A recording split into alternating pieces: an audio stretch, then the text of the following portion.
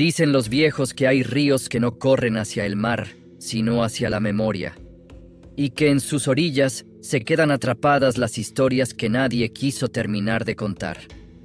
En los pueblos donde el agua canta de noche y el monte se vuelve espeso al caer el sol, existe una advertencia que se repite en voz baja, como si decirla muy fuerte pudiera llamar algo que todavía escucha. No te acerques al río después del anochecer. No interrumpas a la mujer que peina su cabello y, sobre todo, no le hables primero, porque hay cosas que no piden permiso para devorarte. Solo esperan a que rompas la regla. El río Grande de Santa Amalia no tenía nada de especial durante el día. Agua turbia, orillas de barro, troncos atorados y un murmullo constante que servía de arrullo a los que trabajaban cerca. Los niños se bañaban en verano, las mujeres lavaban ropa río arriba y los hombres cruzaban con el agua hasta la rodilla sin pensar demasiado. Pero al caer la tarde, cuando el sol se iba hundiendo detrás del monte y el aire empezaba a oler a humedad vieja, el río cambiaba. No se volvía bravo. Se volvía atento, como si algo despertara debajo de la corriente. La primera vez que alguien habló de ella fue muchos años atrás, cuando todavía no había carretera y el pueblo se iluminaba con velas. Nadie la describía igual, y eso era lo más inquietante. Algunos decían que era una mujer hermosa, de cabello largo y negro, sentada sobre una piedra lisa, peinándose con un peine de hueso. Otros juraban que su cabello era tan largo que tocaba el agua y se movía solo, como si tuviera vida propia. Un par aseguraban haber visto que, cuando se levantaba, sus pies no miraban hacia adelante, sino hacia atrás, torcidos como los de un animal. Pero todos coincidían en algo. Si alguien se acercaba demasiado, si alguien interrumpía el ritual del peinado, esa persona no volvía a ser la misma, si es que volvía. Durante mucho tiempo, la historia quedó como eso. Un cuento para asustar borrachos, una advertencia para que los hombres regresaran temprano a casa, hasta que empezaron a desaparecer. El primero fue Julián Trejo, un muchacho de 22 años, que trabajaba llevando ganado de un potrero a otro.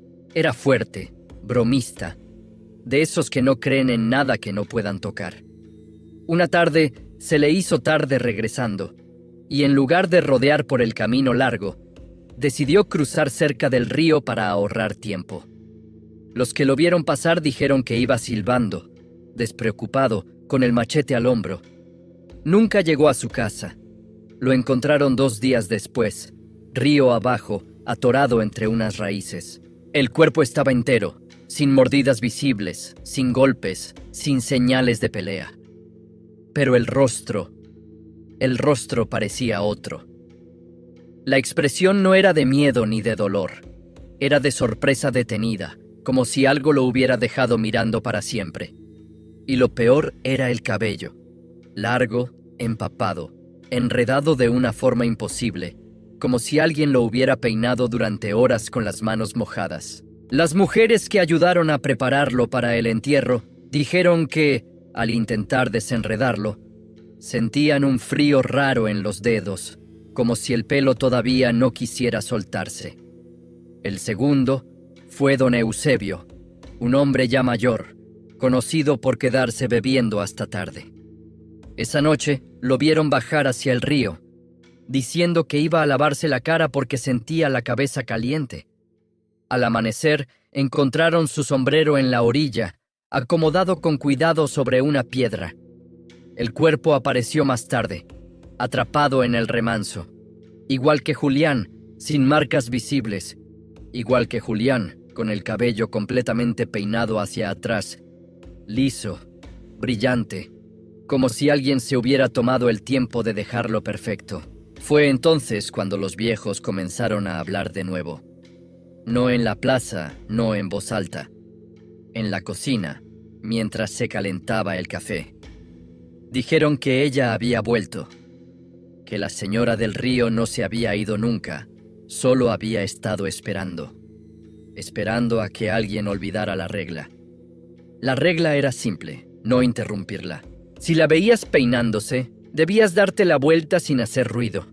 No debías saludarla. No debías mirarla directamente al rostro.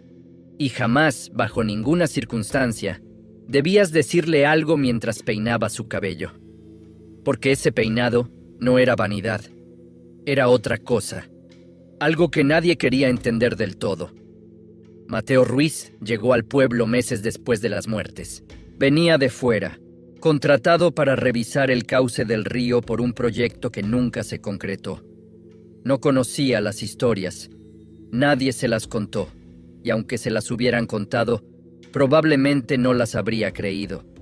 Era ingeniero, hombre de ciudad, acostumbrado a medir el mundo con números y planos. Para él, un río era un río, nada más. Se instaló en una habitación junto a la casa de doña Ermelinda, una viuda que sabía más de lo que decía. La primera noche, mientras cenaban, ella le preguntó con tono casual si pensaba trabajar de noche. Mateo respondió que quizá, si el calor lo permitía. Doña Ermelinda bajó la mirada y movió la cabeza lentamente. «No es buena idea», dijo. «El río no duerme igual cuando oscurece». Mateo sonrió, agradeció la advertencia y no le dio más importancia. Durante el día, trabajaba midiendo, anotando, observando el flujo del agua. Todo parecía normal, pero al caer la tarde, comenzó a notar cosas que no estaban en sus planos. El silencio se volvía más espeso. Los pájaros se alejaban antes de lo habitual, y en ciertos puntos del río, el agua parecía moverse con un ritmo distinto, como si algo debajo respirara. La tercera noche, decidió quedarse un poco más. Necesitaba terminar unas mediciones y no quería perder tiempo. El cielo estaba nublado y la luna apenas se adivinaba detrás de las nubes. Caminaba con cuidado por la orilla cuando escuchó un sonido que no pertenecía al río. Un roce lento, rítmico. Como cuando alguien pasa un peine por el cabello mojado, Mateo se detuvo. El sonido venía de más adelante, donde el río hacía una curva y las piedras formaban una pequeña playa natural. Dudó. Pensó en doña Ermelinda. Pensó en el silencio extraño. Y aún así, avanzó. La vio sentada sobre una piedra grande, de espaldas a él. El cabello le caía como un manto oscuro, tan largo que tocaba el agua. Se peinaba despacio, mechón por mechón, con movimientos pacientes. No parecía apurada. No parecía sorprendida de no estar sola. Mateo sintió un escalofrío, pero no miedo. Curiosidad. Pensó que sería alguna mujer del pueblo, quizá lavándose o arreglándose antes de volver a casa. Dio un paso más y una piedra crujió bajo su bota. El peinado se detuvo, no de golpe, solo un segundo de pausa, como si la mujer hubiera escuchado algo que no esperaba. Mateo abrió la boca para disculparse. «Perdón, no sabía que había alguien aquí». En el instante en que habló, el aire se volvió pesado. El río dejó de sonar como río. El silencio cayó con un peso físico, como si alguien hubiera cubierto el mundo con una manta húmeda. La mujer reanudó el movimiento del peine, más lento, más firme. Mateo sintió que algo estaba mal. No podía explicarlo, pero su cuerpo lo sabía. Quiso retroceder, pero sus pies no respondieron de inmediato. La mujer comenzó a girar, muy despacio, como si cada centímetro del movimiento tuviera que ser decidido con cuidado. Cuando por fin mostró el rostro, Mateo entendió por qué nadie quería describirla igual. Era hermosa, sí, pero no de una forma humana. Los ojos eran demasiado grandes, demasiado atentos. La piel parecía lisa como el agua quieta, sin imperfecciones, sin edad. Y la sonrisa no era una sonrisa. Era un gesto aprendido, como si alguien hubiera observado a las personas sonreír y hubiera intentado imitarlo sin entender del todo. «Me interrumpiste», dijo ella. La voz no era alta ni áspera. Era suave, casi amable. Eso fue lo que más miedo le dio. Mateo tragó saliva. «Lo siento», dijo. «Ya me voy». Intentó dar un paso atrás. Esta vez sí pudo moverse. Pero la mujer se puso de pie. Y entonces vio los pies, torcidos hacia atrás, apoyados al revés sobre la piedra húmeda. «Todavía no», respondió. «Primero hay que terminar». El peine cayó al suelo. El sonido fue seco, definitivo. El cabello comenzó a moverse solo, elevándose lentamente, como si el agua lo empujara desde abajo. Mateo quiso correr, pero el suelo se volvió resbaloso, traicionero. Cayó de rodillas y el frío del barro le subió por las piernas como manos invisibles. La mujer avanzó sin caminar. No dio pasos. Se deslizó. El río empezó a burbujear alrededor, no con violencia, sino con una insistencia inquietante, como si algo celebrara debajo de la superficie. Mateo gritó. Nadie respondió. Dicen que lo encontraron al amanecer, sentado en la orilla, con la mirada perdida y el cabello completamente empapado, peinado hacia atrás con un cuidado enfermizo. Estaba vivo, respiraba. Pero cuando lo llamaron por su nombre, no respondió. Solo se llevó las manos a la cabeza y comenzó a peinarse con los dedos, una y otra vez, murmurando algo que nadie pudo entender. Desde ese día, el pueblo dejó de acercarse al río después del atardecer. Y doña Ermelinda, al pasar por la habitación vacía de Mateo, encontró algo que la hizo persignarse sin rezar. Un peine de hueso, húmedo, colocado sobre la mesa, como si alguien lo hubiera devuelto con educación. Pero la señora del río no se alimenta solo de imprudencia. Se alimenta de interrupciones, de la soberbia de creer que se puede hablar cuando no toca. Y mientras haya quien rompa la regla, ella seguirá peinando su cabello junto al agua, esperando. Después de lo ocurrido con Mateo Ruiz, el pueblo de Santa Amalia entendió que la advertencia ya no era solo un cuento viejo. El ingeniero no murió, y eso fue peor. Lo mantuvieron unos días en la casa de doña Ermelinda, porque nadie sabía bien qué hacer con él. No hablaba. No comía si no se lo ponían en la boca. Pasaba horas sentado mirando un punto fijo, con las manos subiendo y bajando por su propio cabello, peinándose una y otra vez, incluso cuando ya no quedaba nudo que deshacer. Por las noches, lloraba en silencio, un llanto seco, sin lágrimas, como si el cuerpo ya no supiera cómo expulsar el miedo. Al tercer día, doña Ermelinda escuchó que murmuraba palabras sueltas, no frases completas, solo fragmentos, agua, peine, silencio, no mires, y una que repetía más que las otras, con voz rota, como una súplica que llegaba tarde. No interrumpas. El médico del pueblo dijo que había sido un shock, algo nervioso. Recomendó llevarlo a la ciudad, internarlo en un hospital. Pero cuando intentaron subirlo a la camioneta, Mateo se resistió con una fuerza que nadie esperaba de un hombre tan delgado. Se aferró al marco de la puerta y gritó por primera vez desde aquella noche. No gritó de dolor. Gritó de terror puro. «No me muevan», suplicó. «Si me voy, ella viene conmigo».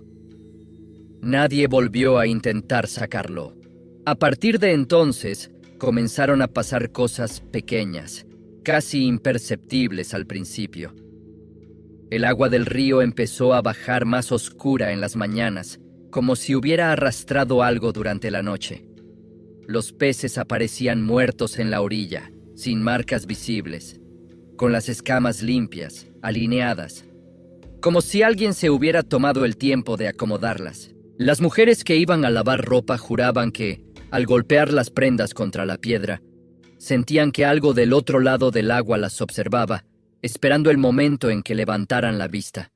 Y siempre, siempre, al caer la tarde, se escuchaba el mismo sonido. El roce lento, el peine pasando por el cabello mojado. Los viejos se reunieron en casa de don Basilio, el más anciano del pueblo, un hombre que apenas caminaba, pero cuya memoria seguía intacta. Él fue quien habló sin rodeos, con esa claridad que solo dan los años y la resignación. No es solo una mujer, dijo. Nunca lo fue. Es un castigo que se quedó sin nombre. Contó que, mucho antes de que existiera Santa Amalia, cuando el río todavía no tenía dueño, vivía en la zona una comunidad que dependía del agua para todo. Sembraban, cazaban, lavaban, nacían y morían junto a la corriente. Y como pasa siempre, hubo alguien que quiso más. Una mujer joven, según la historia, hermosa y orgullosa, que usaba el río para atraer hombres.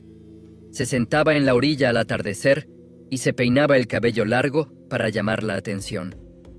Los hombres se acercaban y ella los llevaba al agua, no para amarlos, sino para humillarlos, para demostrar que podía dominarlos, que podía hacerlos perder la cabeza. Hasta que una noche, uno de ellos no volvió. El río lo devolvió días después y la comunidad entendió que algo se había roto. No castigaron a la mujer, no la expulsaron, hicieron algo peor, la obligaron a quedarse, a peinarse cada tarde junto al río, como recordatorio. Le prohibieron irse, le prohibieron terminar nunca. Y cuando murió, su castigo no terminó. Se quedó pegado al agua, a la costumbre, a la interrupción. Ella no mata por hambre, dijo don Basilio. Mata por falta de respeto, porque interrumpirla es repetir el pecado original. Los hombres guardaron silencio, las mujeres también. Todos entendían, en el fondo, que no se trataba solo de una leyenda, se trataba de reglas, y las reglas, cuando se rompen demasiadas veces, empiezan a cobrarse solas.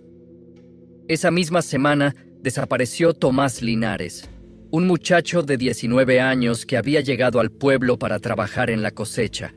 No conocía las historias, no había escuchado las advertencias. Lo vieron por última vez caminando hacia el río con una botella en la mano, riéndose solo, hablando en voz alta como hacen los que no se sienten observados. No lo encontraron de inmediato. Pasaron 2 días sin rastro. Al tercero, una mujer que iba temprano a lavar ropa encontró algo flotando cerca de la orilla. No era un cuerpo, era cabello, un mechón largo, negro, perfectamente peinado, atado con una cinta vieja. Gritó. El pueblo entero se reunió. Nadie quiso meterse al agua. Fue Mateo quien salió de la casa por primera vez en días y caminó hacia el río, arrastrando los pies, con la mirada fija. Se arrodilló en la orilla y miró el agua durante mucho tiempo. Luego habló, con una voz que ya no parecía suya. No lo va a devolver, dijo. Ya aprendió. ¿Aprendió qué?, preguntó alguien. Mateo levantó la vista.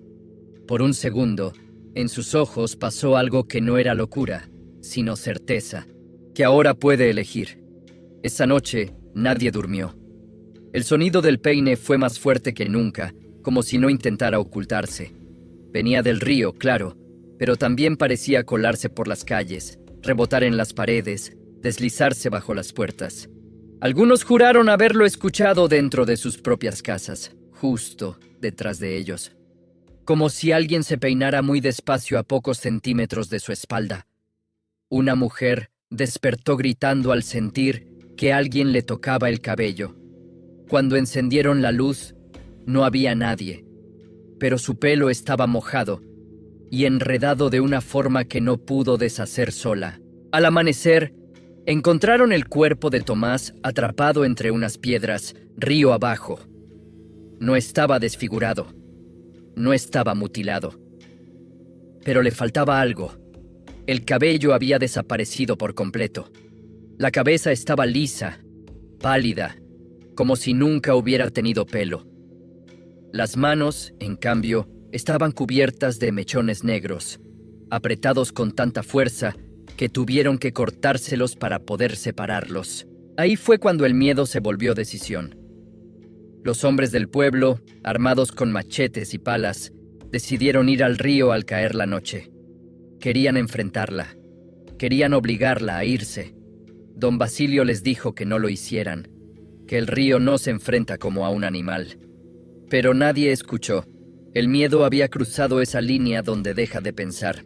Fueron 7. Bajaron juntos, hablando fuerte, riéndose nerviosos, tratando de convencerse de que nada pasaría si no se quedaban callados. El sonido del peine se detuvo cuando llegaron a la orilla. Por un momento, creyeron que había funcionado. Entonces la vieron. No estaba sentada. Estaba de pie, dentro del agua, con el cabello flotando alrededor como una corona viva. El peine no estaba en su mano. No lo necesitaba. Sus dedos se movían solos, acomodando mechones invisibles. Los pies, torcidos hacia atrás, se apoyaban sobre la superficie del río sin hundirse. «Váyanse», dijo uno de los hombres con voz que no le obedecía. «No queremos problemas». Ella inclinó la cabeza, como si escuchara una melodía lejana. «Ya los interrumpieron», respondió. «Eso es suficiente». El agua empezó a moverse. No como una corriente fuerte, sino como un cuerpo que se despereza. Uno de los hombres intentó correr. Resbaló. El cabello surgió del agua y lo envolvió como una soga. Gritó. Los otros trataron de ayudarlo, pero el pelo se multiplicaba. Se enredaba en brazos y piernas, tirando hacia abajo con una fuerza lenta e implacable. Dicen que no hubo sangre, que el río no se tiñó. Solo hubo gritos, chapoteos y luego silencio. Al amanecer, solo regresaron 3. Descalzos, empapados, con la mirada perdida. Ninguno volvió a hablar de lo que vio. 2 murieron meses después, consumidos por una fiebre que nadie supo explicar. El tercero se fue del pueblo y jamás regresó. Desde entonces, Santa Amalia aprendió a vivir con la presencia. No como quien convive con algo querido, sino como quien acepta una herida que no cierra. Se establecieron reglas nuevas. Nadie se acercaba al río después del atardecer. Nadie silbaba cerca del agua. Nadie hablaba en voz alta al pasar por la orilla. Y si alguien escuchaba el sonido del peine, debía darse la vuelta sin mirar atrás, aunque sintiera que algo lo observaba. Mateo Ruiz murió un año después. No de forma violenta. Simplemente se acostó una noche y no despertó. Cuando lo encontraron, tenía las manos acomodadas sobre el pecho, como si alguien se las hubiera colocado con cuidado. El cabello estaba perfectamente peinado hacia atrás. En la mesa, junto a la cama, había un peine de hueso, seco por primera vez. El río, durante un tiempo, guardó silencio.